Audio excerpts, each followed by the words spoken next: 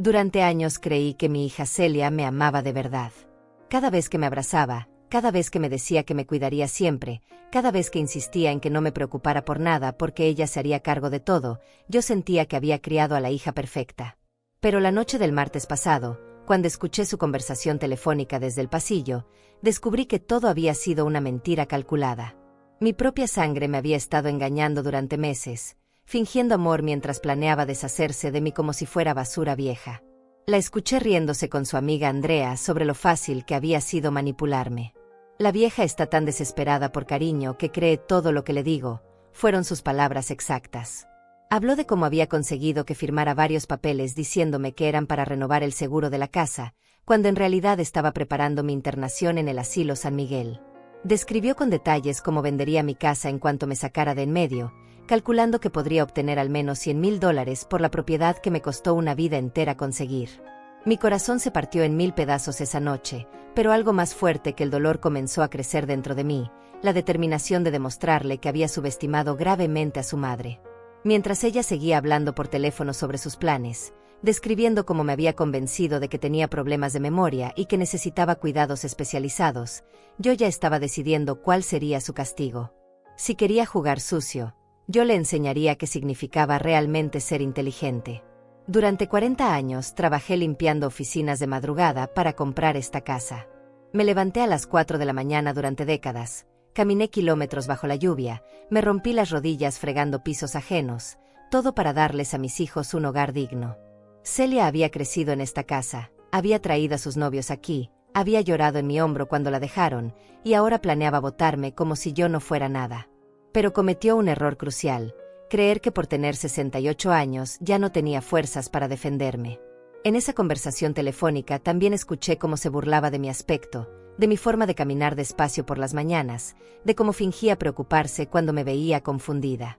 Actúo como si me importara su salud, pero en realidad solo espero que se deteriore más rápido, le dijo a Andrea entre carcajadas. Habló sobre cómo había estado agregando medicinas innecesarias a mi café para que me sintiera más desorientada, para tener pruebas de mi supuesta incapacidad mental. Mi propia hija me estaba envenenando lentamente. Esa noche no pude dormir. Me quedé despierta recordando cada momento en que había notado algo extraño en su comportamiento. Las veces que insistía en prepararme el café ella misma, cuando antes nunca lo hacía. La forma en que últimamente me hablaba como si fuera una niña pequeña, elevando la voz y repitiendo las cosas lentamente. Los comentarios sobre mi edad que había empezado a hacer delante de los vecinos, sembrando la idea de que ya no podía cuidarme sola. También recordé cómo había comenzado a aislarme de mis amigas. Cada vez que Alma Ríos venía a visitarme, Celia encontraba una excusa para que me fuera a acostar temprano o para que no recibiera visitas.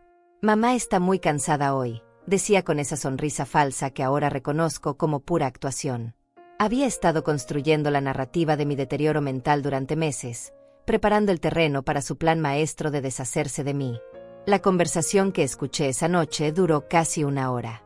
Celia le contó a Andrea cómo había investigado varios asilos de la ciudad, comparando precios y servicios. Había elegido el San Miguel no porque fuera el mejor, sino porque era el más barato y estaba lo suficientemente lejos para que no pudiera recibir visitas frecuentes. Así no tendré que fingir que me importa visitarla seguido, dijo mientras se reía. Incluso había calculado cuánto dinero ahorraría en comida y servicios básicos una vez que yo no estuviera en casa. Pero lo que más me dolió fue escucharla describir cómo planeaba redecorar mi habitación apenas me fuera.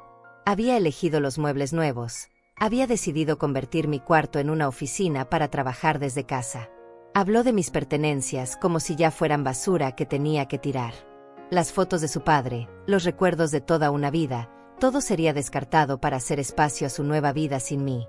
La venganza que preparé para ella fue tan silenciosa como había sido su traición. Mientras fingía ser la madre ingenua que caía en sus mentiras, yo contacté al abogado Carlos Duarte y descubrí algo que ella jamás imaginó. Los papeles que me había hecho firmar no tenían validez legal porque la casa siempre había estado únicamente a mi nombre. Su plan perfecto tenía una falla monumental, y yo me encargaría de explotarla hasta destruir completamente su mundo de mentiras. Celia había empezado una guerra que no podía ganar, y muy pronto descubriría que había despertado a la bestia equivocada. Teresa López no nació siendo dura como el acero. Hubo un tiempo en que fui suave como la seda, una joven de 23 años que creía en los cuentos de hadas y en que el amor lo conquistaba todo. Mi esposo Arturo Duarte era un hombre bueno, trabajador de la construcción que ganaba apenas lo suficiente para mantenernos a flote. Vivíamos en un pequeño apartamento de 2 habitaciones donde el agua caliente era un lujo que solo teníamos los domingos, y donde cada dólar que entraba ya tenía destino antes de llegar a nuestras manos. Cuando Celia nació, yo tenía 25 años y trabajaba cosiendo uniformes en una fábrica textil por $80 a la semana.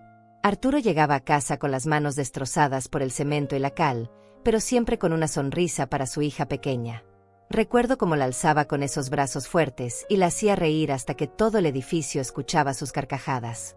En esos momentos éramos una familia perfecta, pobre pero llena de sueños y esperanza de un futuro mejor. Los primeros años fueron los más duros. Celia era una bebé que lloraba mucho por las noches, y yo tenía que levantarme temprano para llegar a la fábrica. Arturo trabajaba dobles turnos los fines de semana para conseguir dinero extra, soñando con el día en que podríamos comprar una casa propia. Nuestra Celia va a tener su propio cuarto, me decía mientras contábamos los billetes arrugados que guardábamos en una lata de café debajo de la cama. Va a estudiar en una buena escuela y nunca va a pasar necesidades como nosotros. Cuando Celia cumplió 3 años, la tragedia cambió nuestras vidas para siempre. Arturo sufrió un accidente en la obra donde trabajaba. Una viga mal asegurada le cayó encima y lo dejó con la espalda fracturada. Los médicos dijeron que nunca volvería a hacer trabajos pesados. La empresa no se hizo responsable, alegando que él no había seguido las medidas de seguridad. De un día para otro, me convertí en el único sostén de la familia, con un esposo inválido y una niña pequeña que dependían completamente de mí. Esa fue la época más oscura de mi vida. Tuve que dejar el trabajo en la fábrica porque los horarios no me permitían cuidar a Arturo, que necesitaba ayuda para todo. Comencé a trabajar limpiando casas de familias ricas, cargando mis propios productos de limpieza en 2 bolsas pesadas que me lastimaban los hombros. Ganaba apenas $40 por casa, y en un buen día lograba limpiar 2 casas completas. Mis manos se llenaron de cortadas por los químicos, mis rodillas se hincharon de tanto fregar pisos, pero cada noche volvía a casa con dinero para comprar leche y medicinas. Arturo se hundió en una depresión profunda. El hombre fuerte y orgulloso que había sido se convirtió en una sombra de sí mismo. Pasaba días enteros sin hablar, mirando por la ventana como si esperara que un milagro le devolviera la vida que había perdido. Yo tenía que ser fuerte por los 3, fingir que todo iba a estar bien mientras por dentro me desmoronaba. Celia era muy pequeña para entender por qué papá ya no la alzaba, por qué mamá llegaba tan tarde y tan cansada todas las noches. Para cuando Celia cumplió 6 años, yo ya había perfeccionado mi rutina de supervivencia. Me levantaba a las 5 de la mañana, preparaba el desayuno, dejaba las medicinas de Arturo organizadas, llevaba a Celia al jardín de niños gratuito del barrio y comenzaba mi recorrido por las casas.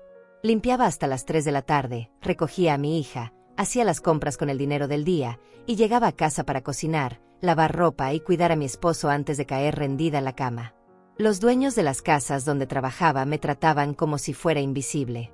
Hablaban de sus problemas familiares delante de mí como si no existiera, gastaban en un almuerzo lo que yo ganaba en una semana, y a veces me dejaban esperando horas antes de pagarme porque estaban ocupados con cosas más importantes. Pero yo necesitaba ese trabajo, así que tragaba mi orgullo y sonreía aunque me muriera por dentro. La señora Emilia Lagos era la peor de todas. Vivía en una mansión de 3 pisos donde yo limpiaba los martes y viernes. Me pagaba $30 por limpiar toda la casa, incluyendo 5 baños y una cocina enorme. Siempre encontraba defectos en mi trabajo para descontarme dinero. Aquí hay polvo, Teresa, me decía señalando lugares donde era imposible que hubiera polvo. Te voy a pagar solo $25 hoy. Yo aceptaba sin protestar porque no podía permitirme perder el trabajo.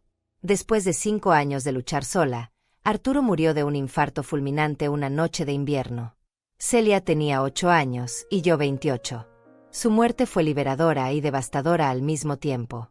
Liberadora porque ya no tenía que cuidar a un hombre que se había rendido ante la vida, devastadora porque me quedé completamente sola con una niña que criar y ningún respaldo económico. El funeral me costó los ahorros de 2 meses, pero Arturo se merecía una despedida digna.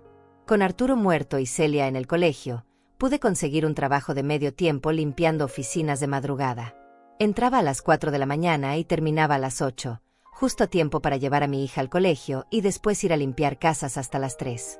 Era agotador, pero por primera vez en años estaba ganando dinero suficiente no solo para sobrevivir, sino para ahorrar.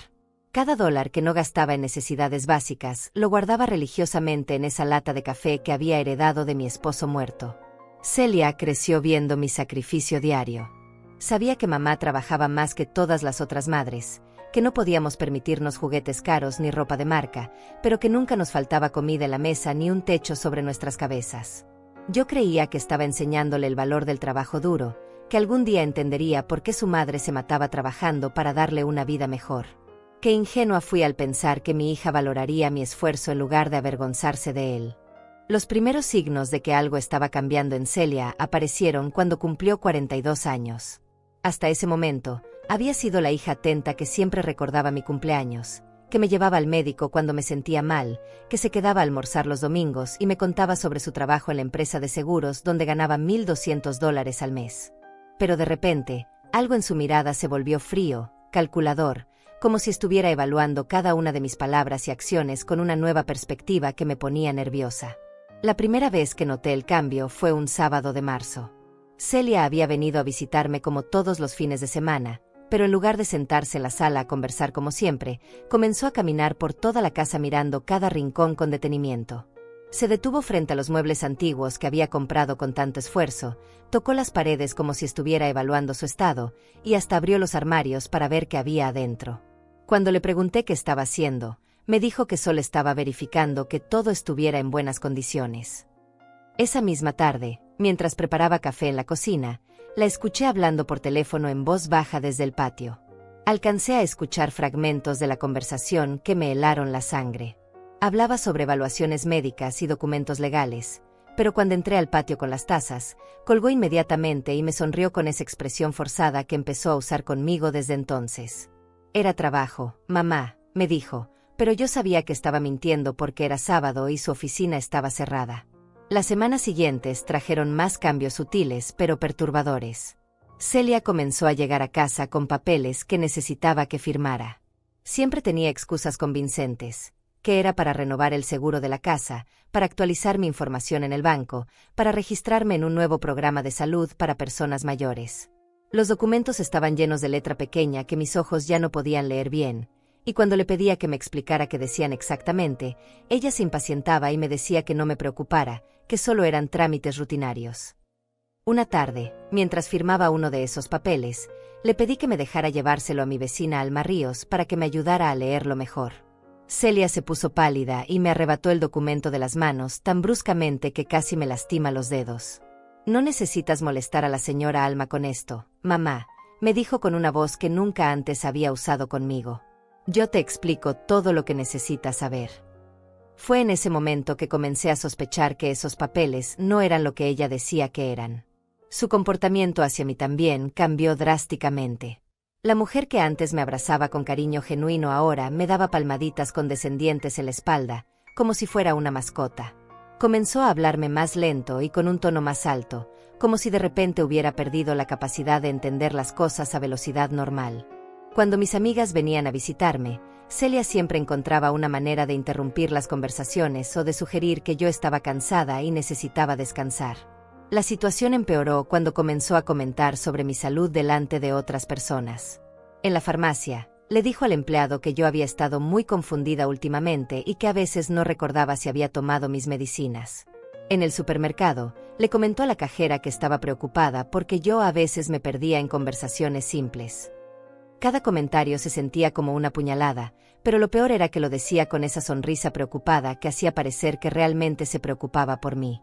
Empecé a darme cuenta de que estaba construyendo una narrativa sobre mi supuesto deterioro mental.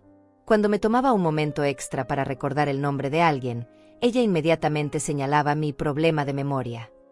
Cuando me sentaba a descansar después de limpiar la casa, comentaba sobre mi fatiga crónica. Cuando no escuchaba bien algo que alguien decía en voz baja, era evidencia de mi confusión general. Cada aspecto normal del envejecimiento se convertía en su boca en una señal de alarma sobre mi incapacidad mental. También comenzó a controlar más aspectos de mi vida diaria. Insistía en venir conmigo a todas mis citas médicas, donde hablaba con los doctores como si yo no estuviera presente. Mi madre no siempre entiende bien las instrucciones, les decía, mientras yo me quedaba sentada sintiéndome humillada e invisible. Empezó a manejar mis medicinas, organizándolas en un pastillero semanal y asegurándose de estar presente cuando las tomaba, supuestamente para ayudarme a recordar. Lo más extraño de todo era cómo había comenzado a insistir en prepararme el café todas las mañanas. Antes, yo siempre preparaba mi propio café como había hecho durante décadas, pero de repente Celia insistía en que era demasiado complicado para mí. Traía su propia mezcla especial de café y se aseguraba de prepararlo exactamente como ella quería. Después de tomar ese café, siempre me sentía más confundida y somnolienta de lo normal, pero cuando se lo mencioné, me dijo que era normal sentirse así a mi edad. Las visitas de mis amigas se volvieron cada vez más raras y breves. Celia siempre estaba ahí cuando llegaban, monitoreando nuestras conversaciones, interrumpiendo cuando consideraba que habíamos hablado suficiente. Mamá se cansa muy rápido con las visitas, les explicaba mientras prácticamente las empujaba hacia la puerta. Alma Ríos intentó varias veces hablar conmigo a solas, pero Celia siempre encontraba una excusa para quedarse en la sala o para sugerir que yo necesitaba acostarme. El dinero también se convirtió en un tema constante de conversación. Celia comenzó a hacer preguntas sobre mis ahorros, sobre cuánto dinero tenía en el banco, sobre si había hecho algún testamento. Cuando le pregunté por qué tenía tanta curiosidad sobre mis finanzas, me dijo que era importante planificar para el futuro y asegurarse de que yo estuviera protegida económicamente. Sus preguntas se volvieron más específicas y persistentes con cada visita. Una noche, después de que se fuera, encontré que algunos de mis documentos importantes habían sido movidos de su lugar habitual en el escritorio. Cuando le pregunté al día siguiente si había estado revisando mis papeles, me negó rotundamente, pero yo sabía que alguien había estado buscando algo específico. Esa fue la noche que decidí comenzar a esconder mis documentos más importantes en un lugar donde ella no pudiera encontrarlos. El comportamiento de Celia se volvió tan obvio que hasta los vecinos comenzaron a notarlo. La señora que vivía al lado me comentó que mi hija siempre parecía estar muy preocupada por mí cuando hablaban en la entrada. Otros vecinos mencionaron que Celia les había dicho que estaba considerando opciones de cuidado para mí porque yo ya no podía vivir sola de manera segura. Cada comentario me confirmaba que estaba preparando el terreno para algo mucho más grande y más cruel de lo que podía imaginar. La verdad completa sobre los planes de Celia se reveló una noche de jueves cuando creía que yo estaba profundamente dormida. Había fingido tomar mis pastillas para dormir que ella insistía en darme cada noche, pero en realidad las había escupido discretamente en un pañuelo. Algo en mi instinto me decía que esa noche era importante, que tenía que mantenerme despierta y alerta para descubrir qué estaba tramando realmente mi hija. Alrededor de las 11 de la noche, escuché que su teléfono sonaba en la sala. Celia contestó en voz baja, pero las paredes de mi casa son delgadas y desde mi habitación podía escuchar cada palabra si prestaba suficiente atención. Lo que escuché durante los siguientes 45 minutos destruyó para siempre la imagen que tenía de la hija que había criado con tanto amor y sacrificio. Andrea, ya no aguanto más esta farsa, comenzó diciendo con una voz que nunca antes había escuchado, fría y llena de resentimiento. Llevar 4 meses fingiendo que me preocupo por esta vieja es agotador. Pero ya casi termino de preparar todo para meterla en el asilo y quedarme con la casa. Sus palabras me atravesaron como cuchillos, pero me obligué a seguir escuchando porque necesitaba conocer la magnitud completa de su traición. Andrea debió preguntarle sobre los detalles, porque Celia comenzó a explicar su plan con una frialdad que me heló hasta los huesos. Ya conseguí que firmara la mayoría de los papeles que necesitaba. Le dije que eran para renovar seguros y tonterías así, pero en realidad son autorizaciones para internarla en el asilo San Miguel. También firmó una transferencia de poder legal temporal que me da control sobre sus finanzas mientras esté incapacitada. La conversación continuó con Celia detallando cómo había estado documentando mi supuesto deterioro mental durante meses. Había estado tomando videos secretos de mí cuando me veía confundida después de tomar el café que ella preparaba, grabaciones que planeaba usar como evidencia de mi incapacidad para cuidarme sola. Tengo horas de material donde se ve claramente que no puede recordar cosas simples o que se confunde fácilmente, le dijo a Andrea con orgullo, como si fuera un logro admirable. Pero lo que más me destrozó fue escuchar cómo había estado manipulando mi medicación para crear los síntomas que después documentaba como evidencia de mi deterioro. He estado mezclando tranquilizantes suaves en su café durante semanas, confesó sin ningún remordimiento. Nada peligroso, pero lo suficiente para que se sienta desorientada y confundida. Los médicos van a creer fácilmente que necesita cuidado especializado cuando vean el estado en que está. Andrea debió expresar alguna preocupación, porque Celia rápidamente la tranquilizó explicando que había investigado exhaustivamente las opciones más baratas. El asilo San Miguel cuesta $500 al mes, que es lo mínimo que pude encontrar. Está a 2 horas de aquí, así que no tendré que visitarla muy seguido. Una vez al mes será suficiente para mantener las apariencias. La forma casual en que hablaba de deshacerse de mí como si fuera un objeto molesto me partió el alma. La conversación se volvió aún más siniestra cuando comenzó a hablar sobre mis finanzas. Ya averigüé que tiene aproximadamente $20,000 ahorrados en el banco, además del valor de la casa que debe estar cerca de los $100,000. Una vez que esté internada, voy a vender la casa inmediatamente. Con ese dinero puedo pagar varios años de su estadía en el asilo y me queda una buena cantidad para mí. Había calculado mi valor económico como si fuera un activo que liquidar. Pero había más. Celia también había estado investigando mi historia médica y familiar para construir un caso más convincente sobre mi supuesta demencia hereditaria. Su madre murió de Alzheimer, así que tengo un argumento genético sólido, le explicó a Andrea. Los doctores van a aceptar fácilmente que está desarrollando los mismos síntomas. La ironía cruel era que mi madre había muerto de un derrame cerebral, no de Alzheimer, pero Celia había decidido reescribir la historia familiar para que encajara con su narrativa. Escuché cómo había estado preparando a los vecinos y conocidos para que aceptaran su versión de los hechos. Llevo meses plantando la semilla de que está deteriorándose mentalmente. Le he dicho a todo el mundo que está confundida, que no puede cuidarse sola, que me preocupa su seguridad. Cuando anuncie que tuve que internarla, todos van a pensar que soy una hija sacrificada que hizo lo mejor para su madre. Su manipulación era tan completa y calculada que me dio náuseas. La conversación reveló también que había estado coordinando con una empleada del asilo San Miguel para acelerar el proceso de admisión.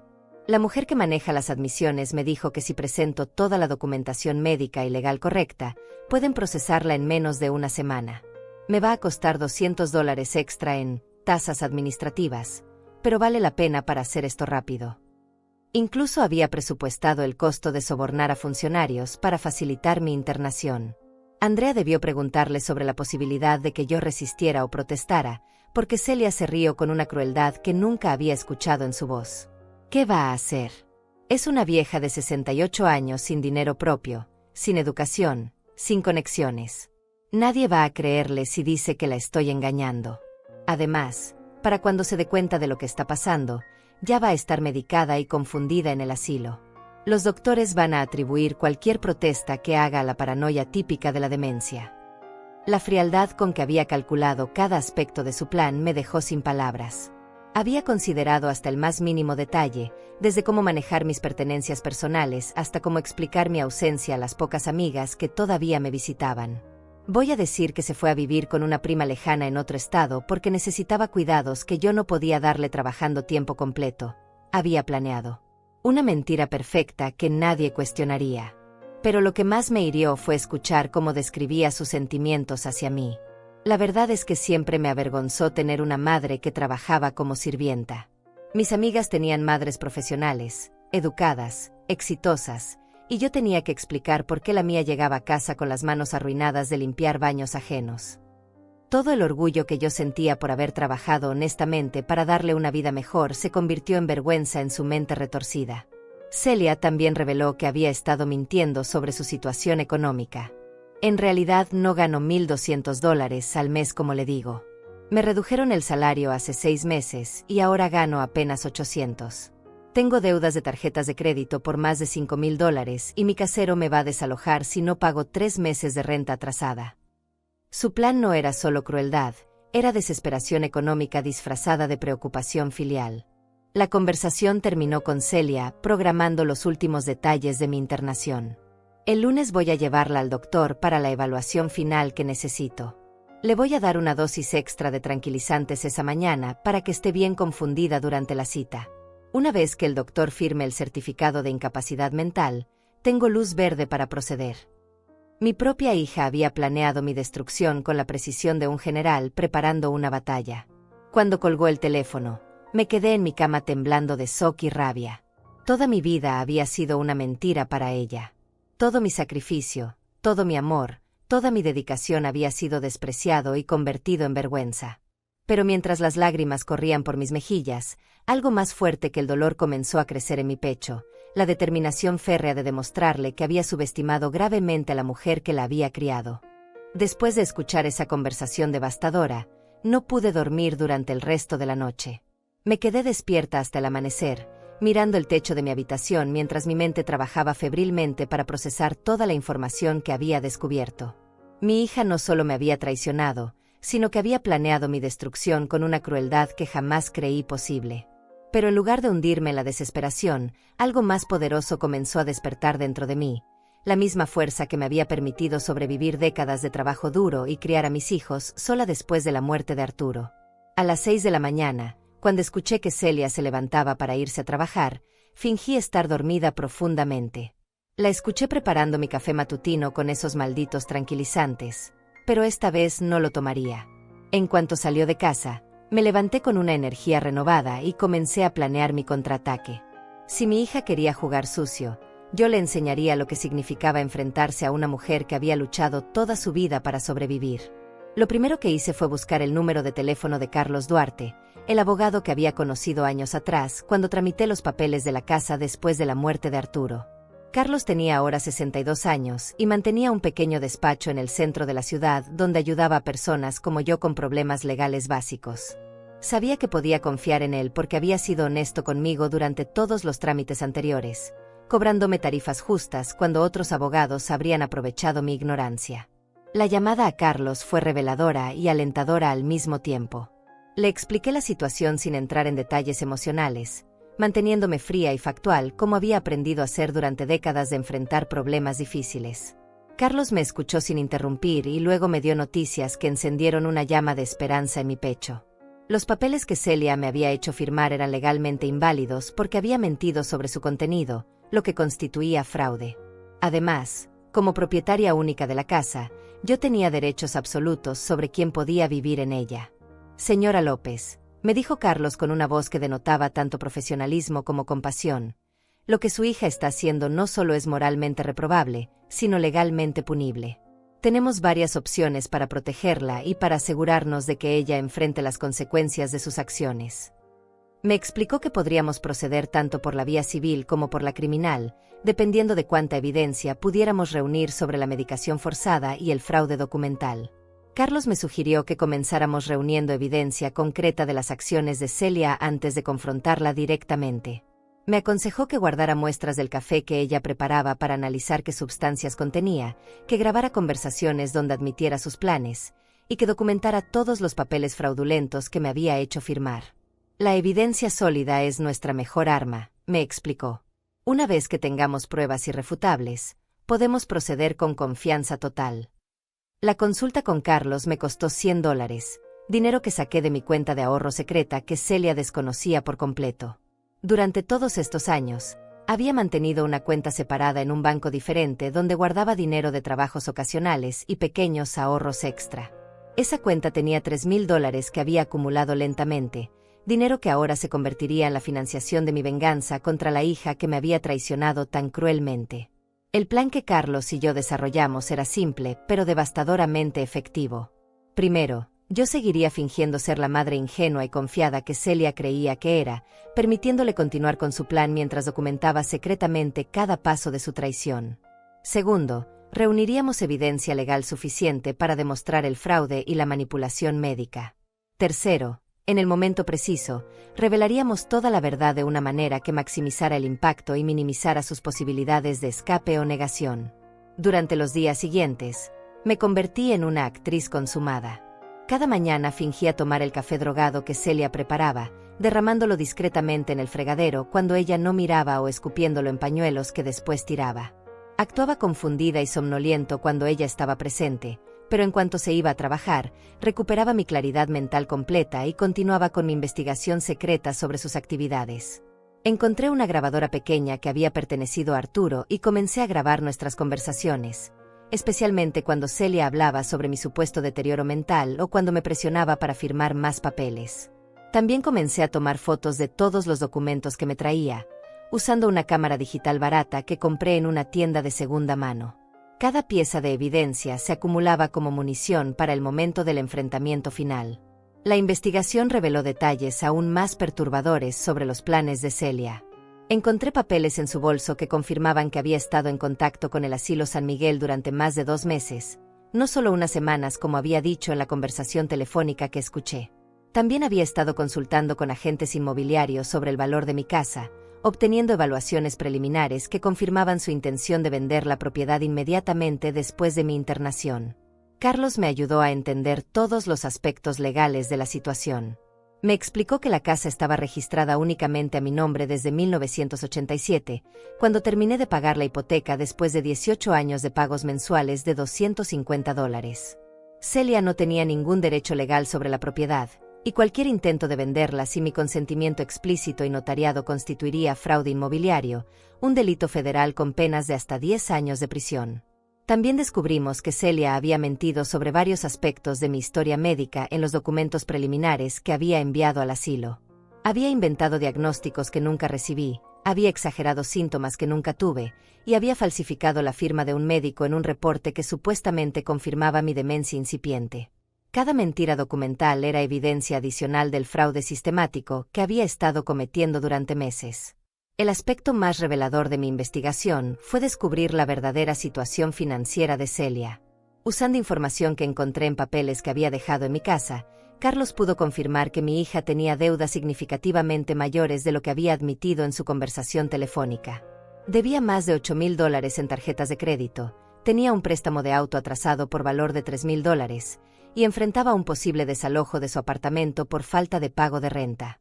La desesperación financiera explicaba la urgencia de su plan, pero no excusaba la crueldad de sus métodos. Carlos me explicó que la presión económica a menudo llevaba a las personas a tomar decisiones desesperadas, pero que eso no justificaba el abuso de ancianos ni el fraude documental. Su hija ha cruzado líneas legales y morales que tendrán consecuencias serias, me dijo durante una de nuestras reuniones semanales. Mientras reunía evidencia, también comencé a preparar el aspecto emocional de mi venganza. Decidí que el momento de la revelación sería durante un almuerzo familiar que yo organizaría, invitando no solo a Celia sino también a mi hijo menor Mateo Duarte, que vivía en otra ciudad pero mantenía una relación cordial conmigo. Quería que hubiera testigos cuando expusiera la traición de Celia, para que no pudiera negar o minimizar sus acciones. La fecha del almuerzo se fijó para el domingo siguiente, 3 días antes de la cita médica que Celia había programado para obtener el certificado de incapacidad mental que necesitaba para completar mi internación. El timing era perfecto. Ella estaría confiada y relajada, creyendo que su plan estaba a punto de completarse exitosamente, sin sospechar que yo conocía cada detalle de su traición y había preparado una respuesta devastadora. Carlos preparó todos los documentos legales que necesitaríamos para el enfrentamiento. Órdenes de desalojo, reportes de fraude para presentar a la policía, documentación médica real que contradecía las afirmaciones falsas de Celia sobre mi salud mental, y una declaración jurada detallando todos los aspectos de su plan criminal. También teníamos copias de todas las grabaciones de audio que había recolectado y fotografías de todos los documentos fraudulentos. La noche antes del almuerzo, me quedé despierta revisando mentalmente cada aspecto del plan. Durante semanas había fingido ser la víctima perfecta, permitiendo que Celia creyera que tenía control total sobre la situación. Pero al día siguiente, ella descubriría que había subestimado gravemente a la mujer que la había criado, que había trabajado durante décadas para darle una vida mejor, y que no se rendiría sin una lucha que la dejaría completamente destruida. Los días previos al almuerzo familiar fueron los más tensos de toda esta pesadilla. Celia intensificó su campaña de manipulación, presionándome con una urgencia que antes había mantenido disimulada. Cada conversación se convirtió en una sesión de condicionamiento psicológico, donde ella intentaba convencerme de que realmente necesitaba cuidados especializados que solo un asilo podría proporcionarme. La diferencia era que ahora yo conocía exactamente lo que estaba haciendo, y cada una de sus mentiras se grababa tanto en mi memoria como en la pequeña grabadora que llevaba escondida en el bolsillo de mi delantal. El lunes por la mañana, Celia llegó temprano con una carpeta llena de papeles nuevos que necesitaba que firmara urgentemente. Su actitud era diferente, más nerviosa y agresiva que las semanas anteriores. Se sentó frente a mí en la mesa de la cocina y extendió los documentos como si fueran cartas en un juego de póker que estaba segura de ganar. «Mamá, Estos son los últimos papeles para completar tu inscripción en el programa de salud para adultos mayores que te mencioné, me dijo con esa sonrisa falsa que ahora reconocía como pura actuación. Mientras fingía leer los documentos con dificultad, pude ver que en realidad eran autorizaciones finales para mi internación en el asilo San Miguel. Había formularios de consentimiento médico, transferencias de responsabilidad legal, y hasta un documento que le daba autoridad para vaciar y vender el contenido de mi casa. La audacia de su plan me quitó el aliento, pero mantuve mi expresión confundida y vulnerable mientras la grabadora en mi bolsillo capturaba cada palabra de sus explicaciones fraudulentas. ¿Estás segura de que esto es solo para el programa de salud?, le pregunté con la voz temblorosa de una anciana asustada. Celia suspiró con impaciencia y me tomó la mano con una falsedad que me revolvió el estómago. Mamá, sabes que yo nunca te haría daño. Confía en mí como siempre lo has hecho. Solo necesito que firmes aquí, aquí y aquí. Señaló las líneas donde quería mi firma, ignorando completamente el contenido real de los documentos que estaba poniendo frente a mí. Esa misma tarde, Celia me llevó a lo que dijo era una consulta de rutina con un médico que supuestamente evaluaría mi estado general de salud. Pero cuando llegamos a la dirección que me dio, descubrí que era la oficina de un psiquiatra especializado en evaluaciones de competencia mental para adultos mayores. El doctor Arturo Ríos tenía aproximadamente 50 años y una manera de hablar condescendiente que me hizo sospechar inmediatamente que Celia ya había hablado con él sobre mí. Durante la consulta, Celia se comportó como la hija preocupada perfecta. Le describió al doctor síntomas que yo supuestamente tenía, pero que en realidad nunca había experimentado. Mi madre se confunde mucho últimamente, le dijo mientras yo me sentaba en silencio. A veces no reconoce a los vecinos, se olvida de tomar sus medicinas, y la semana pasada intentó salir de casa en pijama pensando que tenía que ir a trabajar. Cada mentira era más elaborada que la anterior, y el doctor tomaba notas diligentemente. Cuando el doctor me hizo preguntas directas, Celia constantemente interfería en mis respuestas. Si yo comenzaba a explicar algo claramente, ella me interrumpía para aclarar lo que realmente quería decir, siempre de una manera que me hacía parecer más confundida de lo que estaba. Mamá a veces piensa que recuerda cosas correctamente, pero luego se da cuenta de que estaba equivocada, decía con esa voz suave que usaba para manipular a las personas en posiciones de autoridad. La parte más perturbadora de la consulta fue cuando el doctor me pidió que realizara algunas pruebas cognitivas simples. Antes de llegar, Celia me había dado una dosis extra de lo que ella llamaba vitaminas para calmar los nervios, pero que ahora sabía que eran tranquilizantes diseñados para hacerme parecer mentalmente deficiente. Luchando contra los efectos de la medicación, logré completar la mayoría de las pruebas correctamente, pero mis respuestas fueron más lentas de lo normal. Celia aprovechó mi lentitud inducida por los tranquilizantes como evidencia de mi deterioro cognitivo. «Ve cómo se esfuerza para recordar cosas simples», le dijo al doctor señalándome como si fuera un espécimen de laboratorio. «En casa es mucho peor. Ayer se olvidó de apagar la estufa y casi provoca un incendio». Otra mentira completa, pero el doctor la registró en sus notas como si fuera un hecho médico confirmado. Al final de la consulta, el doctor recomendó una evaluación más comprensiva para determinar si yo necesitaba cuidados asistidos. Programó otra cita para el viernes siguiente, que era exactamente el día que Celia había planeado para completar mi internación. La sincronización era tan perfecta que confirmó mis sospechas de que todo había sido coordinado con semanas de anticipación. En el camino de regreso a casa, Celia estaba eufórica. «¿Viste qué doctor tan amable, mamá? Solo quiere asegurarse de que estés recibiendo el mejor cuidado posible». Su entusiasmo era obsceno considerando que acababa de orquestar una evaluación fraudulenta para justificar mi confinamiento contra mi voluntad. Pero yo mantuve mi actuación de confusión y gratitud, agradeciéndole por cuidarme tan bien mientras mi estómago se revolvía de asco. Esa noche, Celia se quedó en mi casa hasta más tarde de lo usual, supuestamente para ayudarme a procesar lo que había pasado en la consulta médica. En realidad, creo que se quedó para asegurarse de que yo tomara una dosis extra de tranquilizantes que garantizara que durmiera profundamente y no escuchara sus llamadas telefónicas nocturnas. Pero yo había perfeccionado el arte de fingir tomar medicamentos, y una vez más me mantuve alerta para documentar sus actividades. La llamada telefónica de esa noche fue a Carlos Duarte, pero no al abogado que me estaba ayudando a mí, sino a un hombre diferente con el mismo nombre que trabajaba para el asilo San Miguel. Escuché mientras Celia reportaba los resultados de la evaluación médica y confirmaba que todo estaba procediendo según el cronograma establecido. El doctor va a firmar el certificado de incapacidad el viernes, le dijo. Para el lunes siguiente, ella estará en su instalación y yo podré comenzar a procesar la venta de la propiedad. También escuché a Celia haciendo arreglos financieros específicos para los primeros 6 meses de mi internación. Había calculado que los costos del asilo, más los gastos legales para acelerar la venta de mi casa, le costarían aproximadamente $4,000.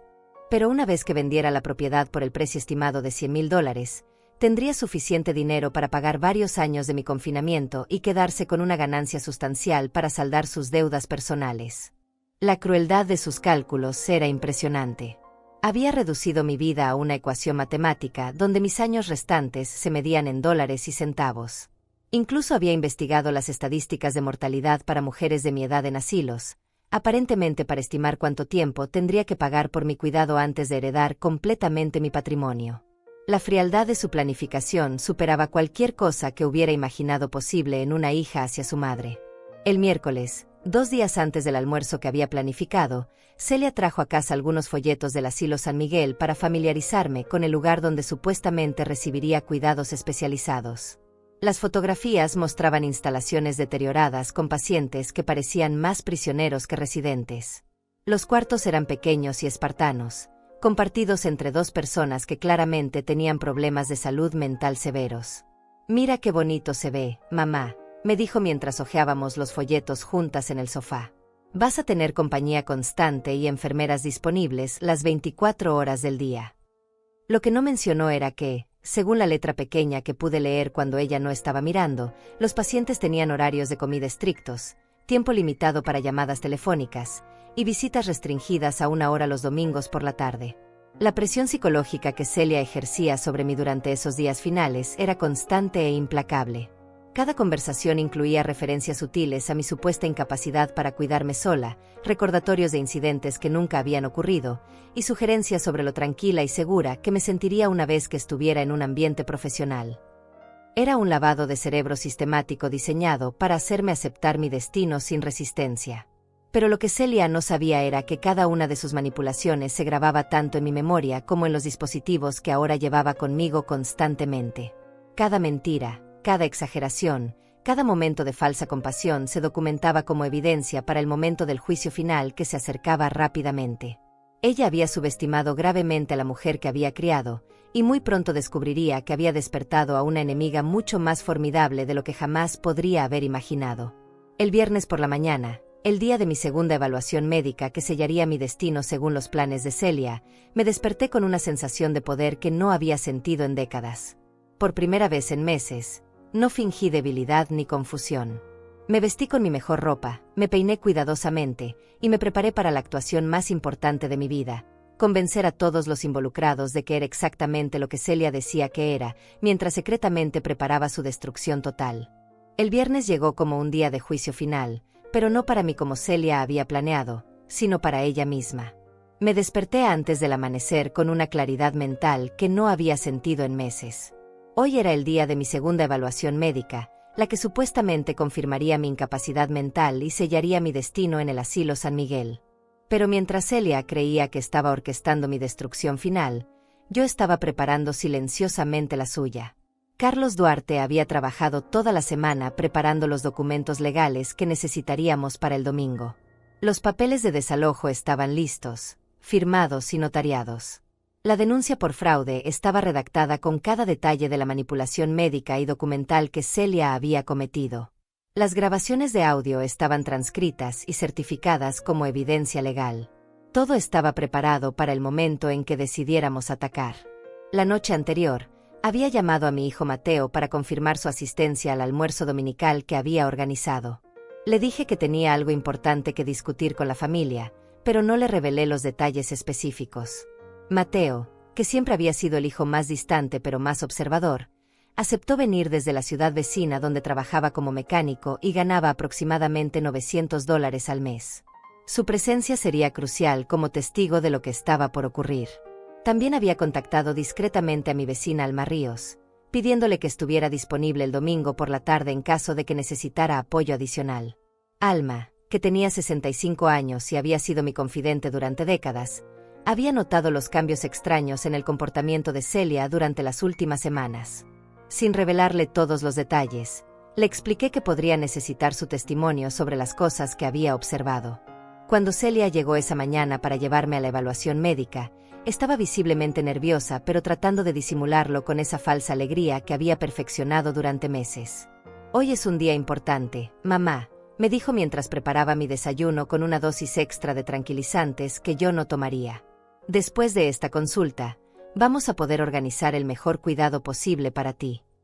Su sonrisa no podía ocultar la avaricia en sus ojos. Durante el viaje al consultorio, Celia repasó conmigo las respuestas que debería dar a las preguntas del doctor. Me instruyó sobre cómo actuar confundida, cómo admitir que me sentía abrumada por las responsabilidades de vivir sola, y cómo expresar que creía que sería mejor estar en un lugar donde otras personas pudieran cuidarme. Era un ensayo final para la actuación que sellaría mi supuesto destino. La segunda evaluación con el doctor Arturo Ríos fue aún más manipulativa que la primera. Esta vez, Celia había preparado una lista escrita de incidentes recientes que supuestamente demostraban mi deterioro mental acelerado. Según su narrativa ficticia, durante la semana había intentado cocinar con la estufa apagada, me había perdido en mi propio barrio durante una caminata y había llamado por teléfono a personas muertas creyendo que seguían vivas. Cada mentira que salía de la boca de mi hija se grababa tanto en mi memoria como en el dispositivo oculto que llevaba conmigo. El doctor tomaba notas diligentemente mientras Celia construía un caso convincente para mi internación inmediata. «Doctor, ya no puedo manejar esta situación sola», le dijo con lágrimas falsas en los ojos. «Mi madre necesita cuidado profesional antes de que se lastime a sí misma o lastime a otros». Durante las pruebas cognitivas, fingí la confusión que Celia esperaba mientras luchaba contra los efectos de los tranquilizantes que había fingido tomar. Mis respuestas fueron deliberadamente lentas y a veces incorrectas, pero no tanto como para levantar sospechas sobre mi actuación. El doctor pareció satisfecho con el nivel de deterioro que estaba presenciando, exactamente como Celia había planeado. Al final de la consulta, el doctor Ríos firmó el certificado de incapacidad mental que Celia necesitaba para proceder con la internación. «Señora López», me dijo con una voz condescendiente, «creo que su hija tiene razón sobre la necesidad de cuidados especializados. Voy a recomendar supervisión médica constante para su seguridad y bienestar». Las palabras que sellaban mi supuesto destino según los planes de Celia. En el camino de regreso a casa, mi hija estaba eufórica. Hizo varias llamadas telefónicas confirmando los arreglos finales para mi internación el lunes siguiente. Habló con el Asilo San Miguel para confirmar la disponibilidad de la cama, con una empresa de mudanzas para programar el vaciado de mi casa, y con un agente inmobiliario para comenzar el proceso de venta de la propiedad. Todo estaba cayendo en su lugar exactamente como había planeado. Esa noche, Celia organizó lo que ella pensaba que sería mi última cena en mi propia casa. Cocinó mi comida favorita y actuó como la hija amorosa que nunca había sido realmente. «Mañana vamos a tener un almuerzo familiar especial», me dijo mientras lavábamos los platos juntas. «Mateo va a venir a visitarte antes de que te mudes a tu nuevo hogar». No tenía idea de que el almuerzo sería especial por razones completamente diferentes a las que imaginaba. Después de que Celia se fuera esa noche, llamé a Carlos para confirmar los arreglos finales para el domingo. Los documentos legales estaban preparados y él estaría disponible por teléfono en caso de que necesitáramos intervención legal inmediata. También había contactado a un oficial de policía amigo suyo que podría responder rápidamente si la situación se volvía volátil después de la revelación. Me quedé despierta hasta tarde esa noche, repasando mentalmente cada aspecto del plan que ejecutaríamos al día siguiente. Durante meses había fingido ser la víctima perfecta, permitiendo que Celia creyera que tenía control total sobre mi destino. Pero el domingo ella descubriría que había subestimado gravemente a la mujer que la había criado, que había trabajado durante décadas para darle una vida mejor, y que no se rendiría sin una lucha que la dejaría completamente destruida. La venganza que había planeado no sería explosiva ni dramática. Sería fría, calculada y devastadoramente efectiva, exactamente como la traición que ella había orquestado contra mí. Celia había empezado una guerra pensando que luchaba contra una anciana indefensa, pero muy pronto descubriría que se enfrentaba a un estratega que había aprendido a sobrevivir en un mundo cruel y que no tenía intención de rendirse sin luchar hasta el final. El domingo llegó con un cielo despejado que parecía apropiado para el día en que finalmente revelaría la verdad. Me levanté temprano y preparé el almuerzo más elaborado que había cocinado en meses. arroz con pollo, frijoles negros, ensalada fresca y el postre favorito de mis hijos desde la infancia. Quería que todo fuera perfecto para lo que sería la última comida familiar que tendríamos juntos, aunque Celia aún no sabía que sería la última por razones muy diferentes a las que había planeado. Mateo llegó a las 11 de la mañana, 30 minutos antes que Celia. Mi hijo menor, de 41 años, había heredado la naturaleza observadora de su padre y la determinación silenciosa que me había caracterizado toda la vida. Durante los últimos meses había notado los cambios en el comportamiento de su hermana, aunque no había entendido completamente lo que estaba ocurriendo. Cuando le expliqué brevemente la situación, su rostro se endureció con una frialdad que raramente había visto en él. Mamá, siempre supe que Celia tenía problemas con el dinero, pero jamás imaginé que llegaría tan lejos, me dijo mientras revisaba algunos de los documentos fraudulentos que le mostré como evidencia. Mateo ganaba menos dinero que su hermana, pero había manejado sus finanzas responsablemente, nunca pidiendo ayuda económica ni creando problemas familiares. Ver la traición de Celia lo llenó de una indignación que coincidía perfectamente con mis propias emociones. Celia llegó a las 11:30 con una actitud extrañamente alegre, como si estuviera celebrando algo especial. Traía flores del mercado y una botella de vino barato, gestos que habrían parecido dulces si yo no hubiera conocido sus verdaderas motivaciones. Pensé que podríamos hacer de este almuerzo una celebración, dijo mientras ponía las flores en un jarrón. Después de todo, mañana comienza una nueva etapa en la vida de mamá. Durante la primera hora del almuerzo, mantuve mi actuación de confusión ocasional mientras Celia y Mateo conversaban sobre temas triviales. Ella mencionó varias veces lo emocionada que estaba por los nuevos arreglos de cuidado que había organizado para mí, y cómo el asilo San Miguel sería perfecto para mis necesidades especiales. Mateo la escuchaba con una expresión cada vez más tensa, pero mantuvo el silencio como habíamos acordado. Cuando terminamos el plato principal, decidí que había llegado el momento de la revelación. Me levanté de la mesa con una firmeza que sorprendió a Celia, quien inmediatamente se ofreció a ayudarme como si fuera una inválida. No necesito ayuda, le dije con una voz más fuerte de la que había usado en semanas. De hecho, hay algo muy importante que tengo que decirles a ambos. Fui a mi habitación y regresé con una carpeta llena de documentos que Carlos Duarte había preparado durante la semana. Celia palideció ligeramente cuando vio los papeles oficiales, pero aún no entendía completamente lo que estaba ocurriendo. Celia, comencé con una voz que combinaba dolor maternal con determinación férrea. Durante los últimos meses he estado fingiendo ser la anciana confundida que tú creías que era. Pero en realidad, he estado documentando cada aspecto de tu plan para enviarme al asilo y robar mi casa. El color desapareció completamente del rostro de mi hija mientras yo colocaba las transcripciones de sus conversaciones telefónicas sobre la mesa. Sus ojos se movían franticamente entre los documentos y mi cara, buscando alguna señal de que esto fuera una broma cruel. Mamá, no entiendo de qué estás hablando, tartamudeó, pero su voz había perdido toda la confianza que había mostrado durante meses de manipulación. Entiendes perfectamente, continué mientras extendía los papeles de desalojo que Carlos había preparado. Estos documentos te dan 72 horas para salir de mi casa permanentemente. Como propietaria única de esta propiedad, tengo el derecho legal de desalojar a cualquier persona, incluyendo a mi propia hija, especialmente cuando esa persona ha cometido fraude documental y abuso de ancianos. Celia se levantó bruscamente de la mesa, tirando su silla hacia atrás con un ruido que resonó por toda la casa. Esto es ridículo. Tú no puedes entender documentos legales. El doctor confirmó que necesitas cuidado especializado. Su voz había subido a un grito desesperado mientras la realidad de la situación comenzaba a penetrar su comprensión.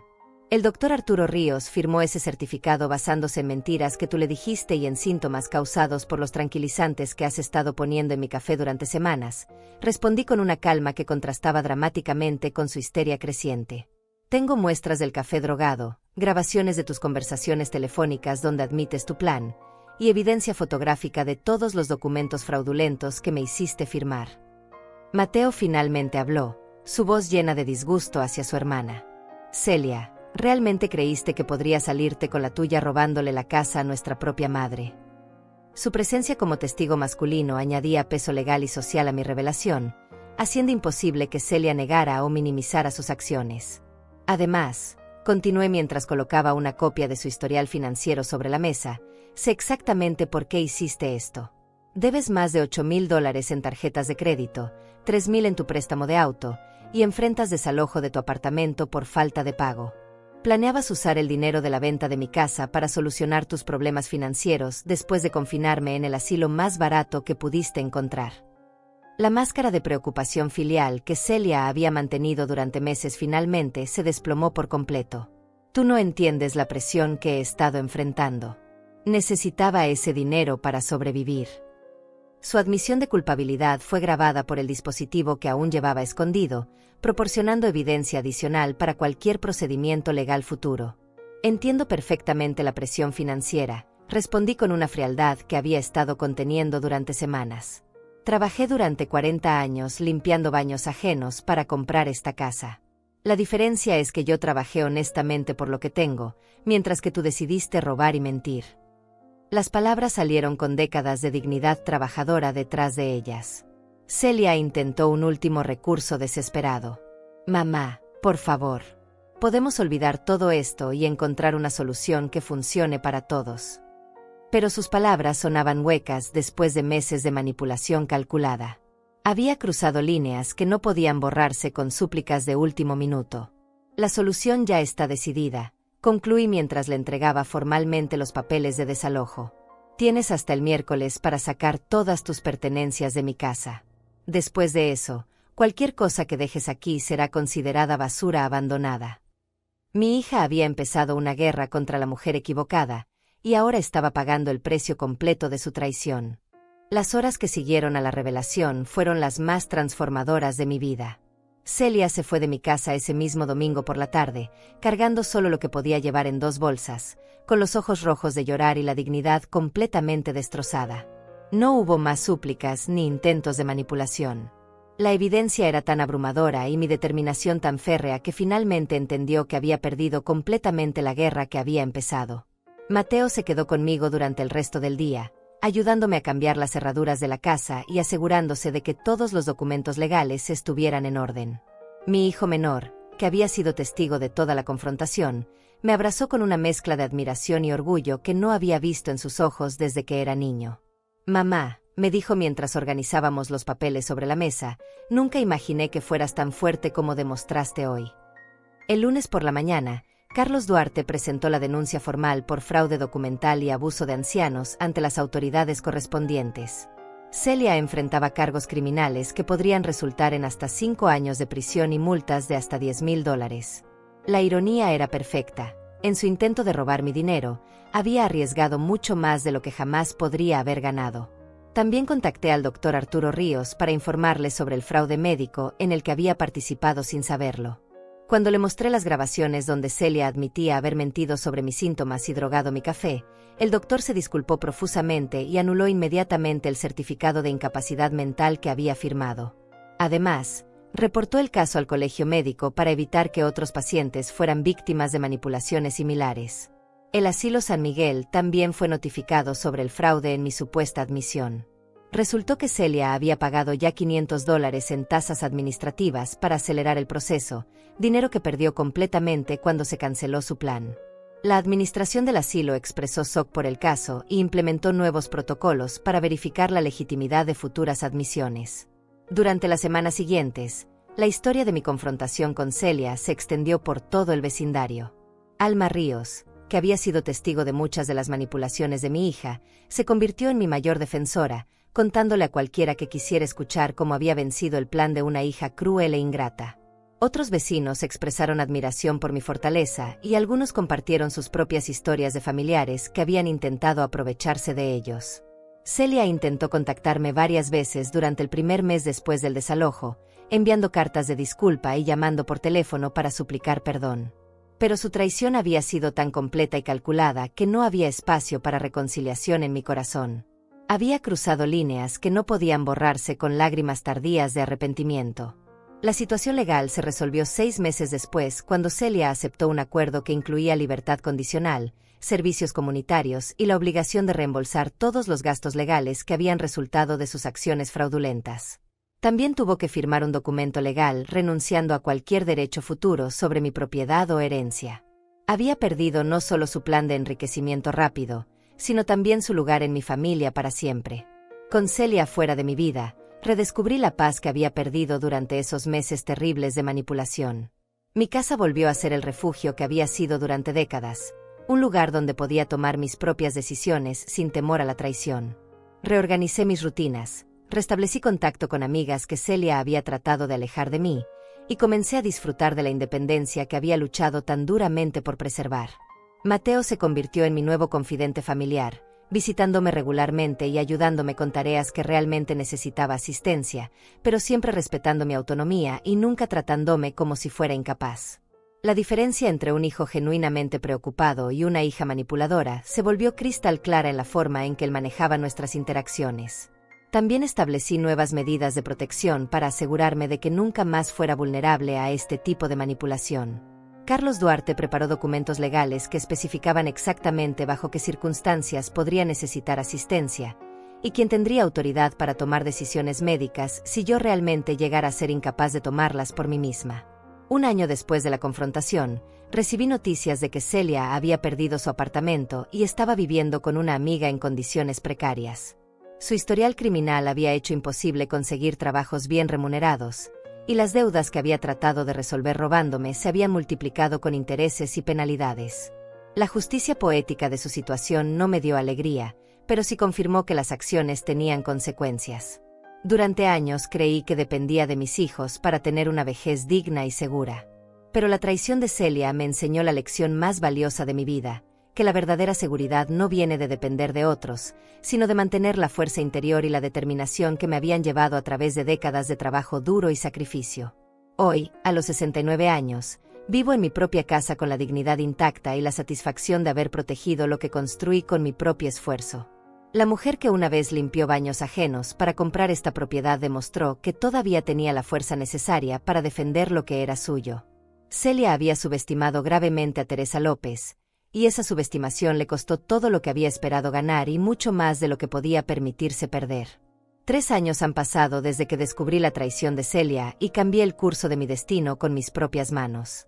Mientras escribo estas líneas, sentada a la misma mesa de cocina donde una vez firmé documentos fraudulentos creyendo que eran para mi seguro, reflexiono sobre todo lo que he aprendido sobre la naturaleza humana, sobre la familia, y sobre mi propia fuerza que había olvidado que poseía.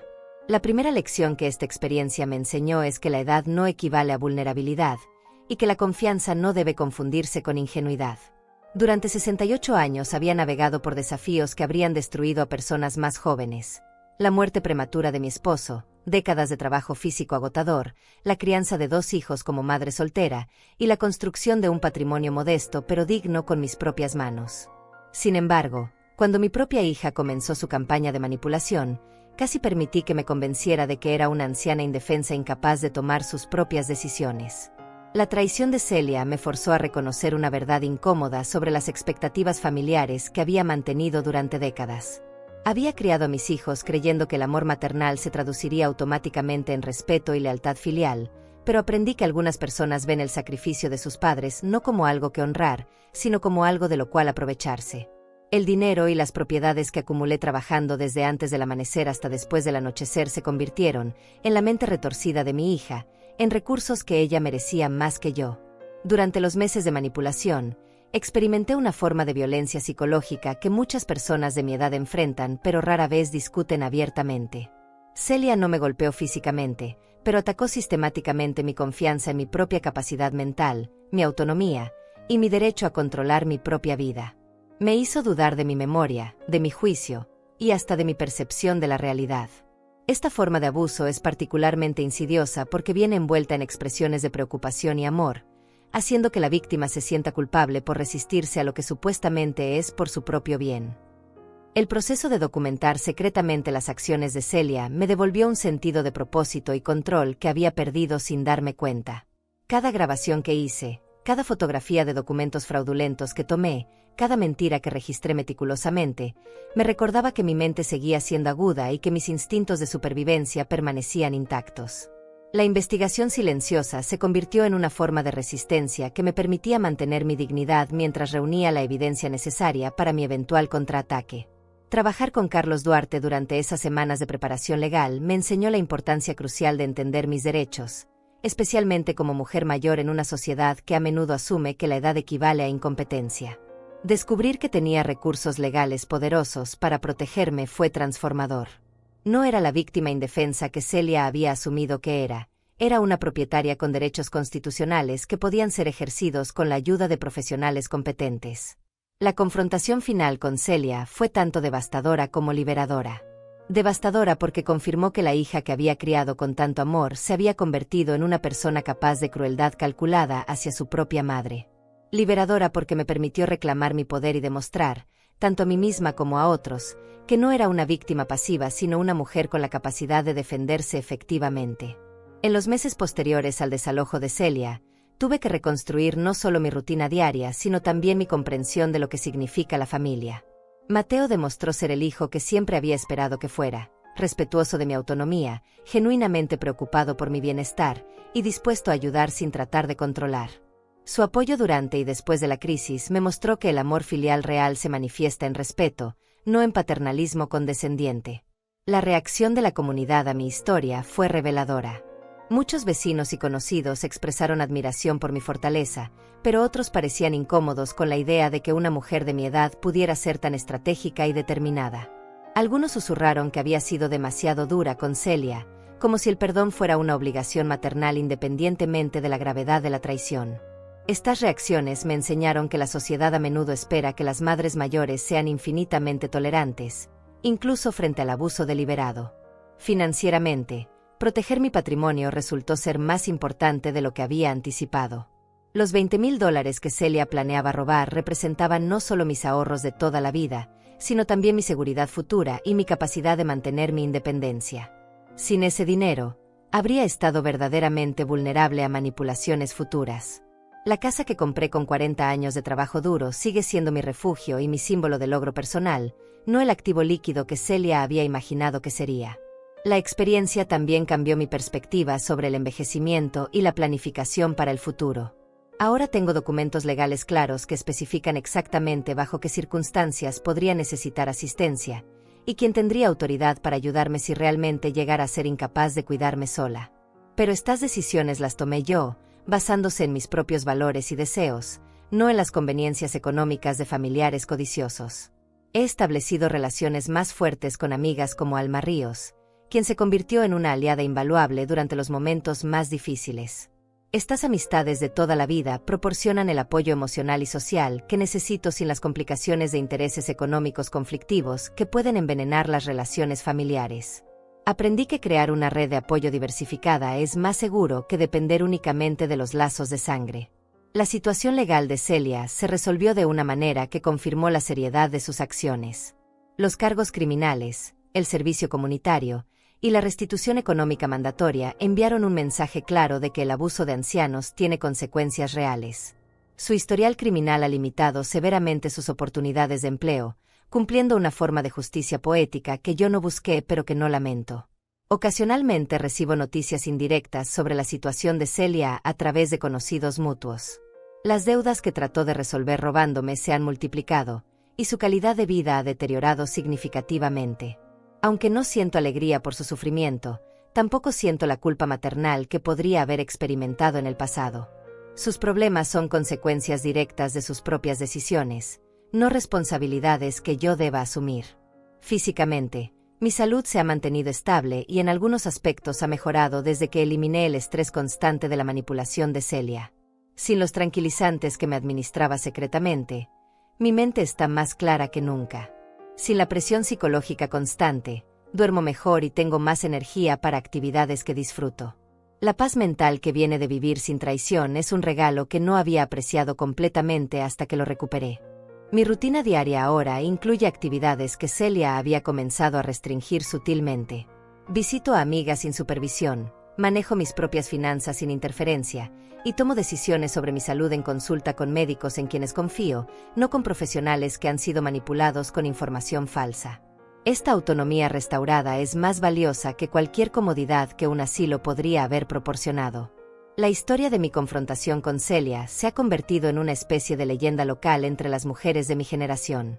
Varias han venido a preguntarme cómo reconocer señales de manipulación similar por parte de familiares, y algunas han compartido sus propias experiencias de abuso financiero o emocional. Me he convertido involuntariamente en una defensora de los derechos de los adultos mayores, un papel que nunca busqué pero que acepto con seriedad. Mirando hacia el futuro, tengo planes claros para los años que me quedan. Quiero continuar viviendo independientemente mientras sea posible, mantener mi salud física y mental activamente, y disfrutar de los frutos del trabajo duro de toda una vida. Si llega el momento en que necesite asistencia genuina, será bajo mis propios términos y con profesionales que respeten mi dignidad.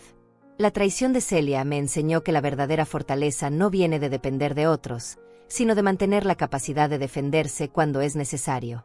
Durante años creí que una buena madre debía confiar ciegamente en sus hijos, pero aprendí que el amor verdadero incluye límites claros y consecuencias por el comportamiento abusivo. Perdonar no significa permitir que el abuso continúe, y protegerse no significa falta de amor. Hoy, a los 71 años, vivo con la satisfacción de haber protegido mi dignidad y mi patrimonio contra alguien que subestimó gravemente mi capacidad de resistencia. La mujer que una vez limpió pisos para comprar esta casa demostró que todavía poseía la determinación necesaria para defender lo que construyó con sus propias manos. Celia aprendió demasiado tarde que Teresa López nunca había sido la víctima fácil que había imaginado.